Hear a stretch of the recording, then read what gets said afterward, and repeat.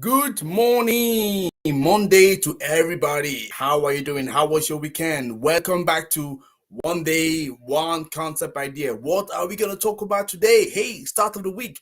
I wanted to start by talking about the net metering. I know you heard about this term before, but I'm not sure all of you are quite familiar with what it means. So let me talk about that, right?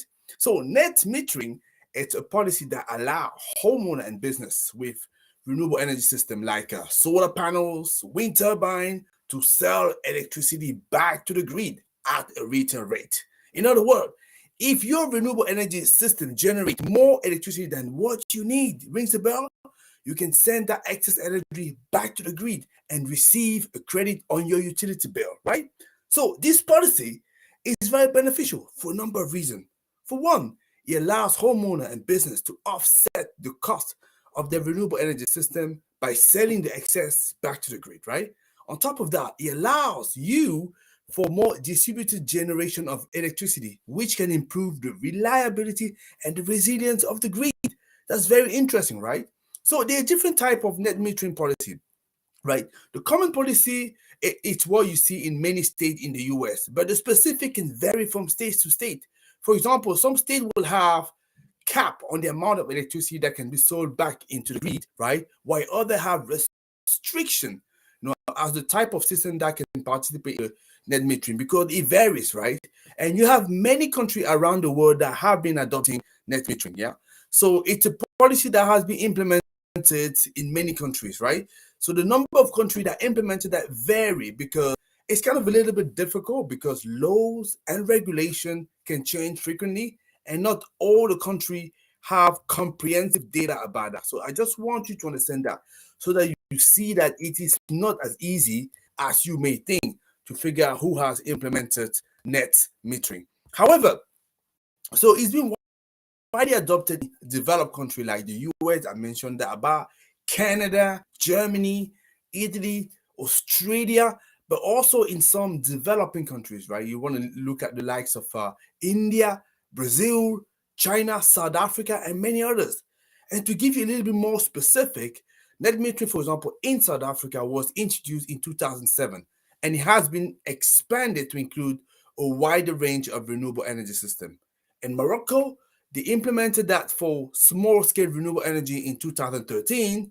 In Egypt, it's also been updated. I can't remember very much the date for that. But for Kenya, I know that they've done it in 2016. And Ethiopia, they've done it in 2019. So like I say, the information will vary from country to country. And I'm sure you heard about feed-in tariff. We're going to just define that as well in another video that is going to come later. But sufficient to say that the difference between the two are that, first of all, I want to say both promote the growth of renewable energy system, but they work slightly differently, right?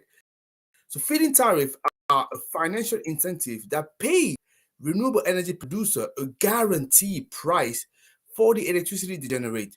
This policy is designed to encourage the development of renewable energy by making it more financially viable for homeowners and businesses to invest into renewable energy system. Whereby when you have, for example, net metering, it's more a policy that allows homeowners and businesses with renewable energy, such as solar panels or wind turbine, to sell the excess back to the grid at a retail price. As you can see, it's not exactly the same thing. One, look at the sale back into the grid. The other one is just for homeowner to sort of alleviate the cost of the investment to renewable energy. Yeah. So it means that if your renewable energy system generate more electricity than you need, definitely you want to be looking at net metering and see how you can sell the excess back to the grid if you are in a country that kind of encourage that. I'm hoping that this is relatively clear for many of you, right? The main difference between the two is that they both typically used to encourage the development of new renewable energy project, but net metering is more to encourage homeowner to install renewable energy on their property. Yeah, I'm hoping that it makes a bit more sense. This is what I could tell you about the net metering. Hopefully now it makes a little bit more sense and everything gets here for you. The rest of the week, we're going to be looking at many other that we're going to be defining. For now, I'll see you tomorrow. But there's 3 things I wanted to do. If you like it, you have to like, comment, and share that video with you, right? Have a great week, and I'll talk to you tomorrow. Bye.